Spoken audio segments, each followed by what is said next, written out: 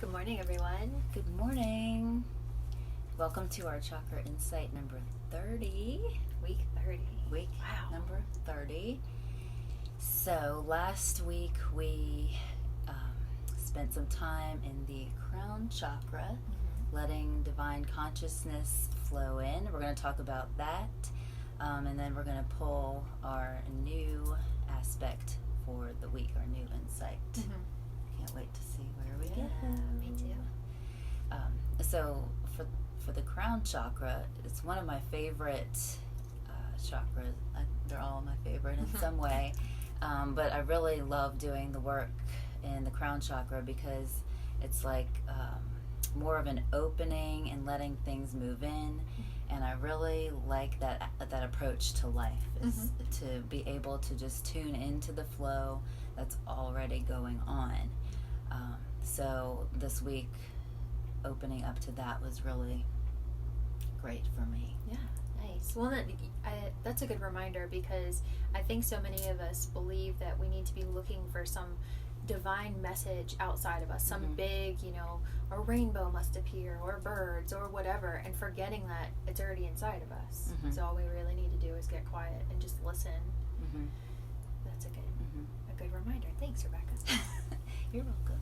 And one thing that came up for me was there was some things that happened where I was looking for answers this week. And I thought, well, who can I ask? Should I ask this person, this person, this person? What kind of answers will they give me? And then I realized that ultimately the only answers that are really going to be meaningful to me are the ones that I get from my own connection with divine consciousness. So sometimes other people's answers can reflect that answer, but ultimately maybe instead of feeling like I needed to seek out an answer, I actually ask and get quiet for a few minutes and see what happens, and then wait to see how things unfold. And so I did that this week, and I really had a good message that was very meaningful to me come in. That's great. Yeah, good. My situation was similar in that I had to get quiet, so I was presented with a little situation where I needed to get quiet and ask myself if the influences around my daughter are the healthiest. And I think any parent would recognize this. You worry about outside influences affecting your child and the other things that people say that you can't control, especially if they're not in your presence. So just getting quiet and not being reactionary, because my first thought was, oh no, this is not happening. But reminding myself that, you know what, the way my husband and I are raising our daughter to be consciously aware from day one, very early age, and living from a space of loving kindness for everyone, and recognizing that we don't all believe the same things, we all don't think the same way, but we can all still respect one another and be kind to one another, and that ultimately he and I have the most influence on who she becomes, in a way. Like we're trying to help her manifest who she is as a person. We're not trying to create her. She's already been created. We're just trying to help allow her to manifest who she is from the inside out. But having that voice of conscious awareness, divine consciousness from inside of her all the time, rather than, yes, the little drop in the bucket of someone is rude or someone says something very inappropriate, remembering that it's a drop in the bucket and that ultimately we have the most influence on her. So again, just getting quiet and listening and knowing in my heart that we are parenting the way that is the best for our family, and we know we will have the most influence on her. So that's the message that you That's the message that I received. Yes. Awesome. So when we do receive those messages, it's not almost like it is, like there's a feeling to it, like a knowing. So when we ask other people, there may be words and thinking, but then when I get a message from divine consciousness, it's like a knowing. It's like, okay, and just trusting in that, and trusting in the unfolding of everything else. So getting quiet and trusting. Feeling. Yes. All right. So we're going to get quiet and trust in the feeling of what I decide to pull this one. Yes. I'm feeling this one. Let's see. Oh. We got a heart chakra, emotional balance, stability, harmony, peace, and fluidity. This one's really pretty. It's got a pretty rainbow in it. Right. So that's number 27. Okay. When your own cup is full and balanced, you will naturally have more to give and share with others. Rays of the morning sun meet the mists of a new moon as a spectrum of full balanced color pours into a golden chalice. Water rises steadily, radiating a soft glow from all sides. Soon it will naturally overflow, feeding life within the wide open field around it. There is calm and peace here, and this cup pulses with pure potential, the essence of a life fully lived within the chalice of emotional balance. All right, so the message of the card is that our emotions are the creative engine of our experience. They are like the fiery steed that pulls the chariot of our life. Wow, I like that analogy.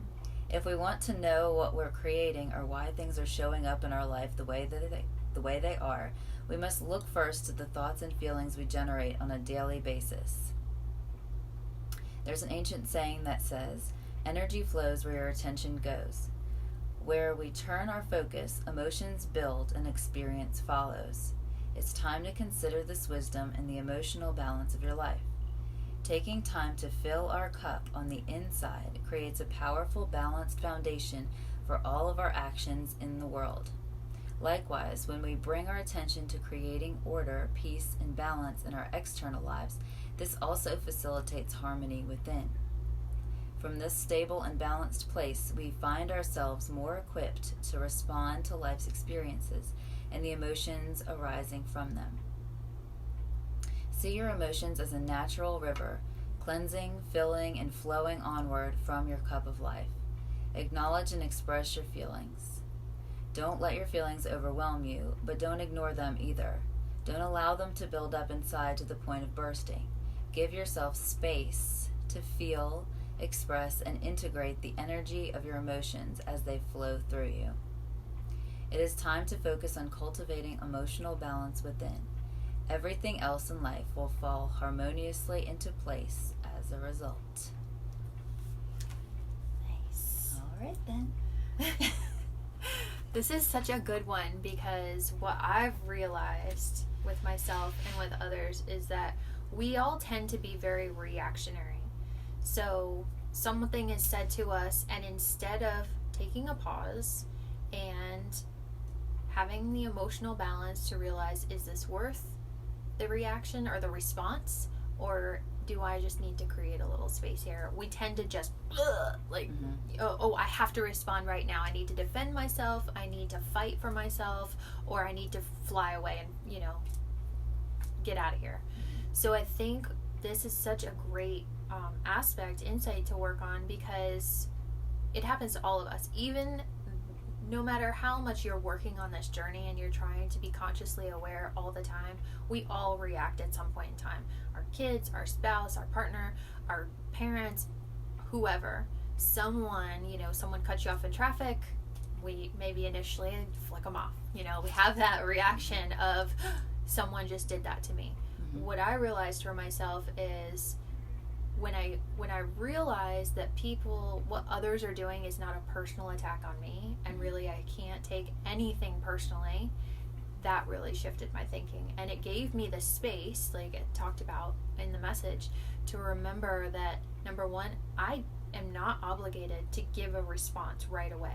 You can create space, even with just your breath. You can take a deep breath in and a big exhale, and give yourself that chance to decide, is this worth the emotional energy, the mental energy, and the physical energy? Because it all comes out in those 3 ways, really. So this will be a good week for all of us to remember that we can be responsive, not reactive.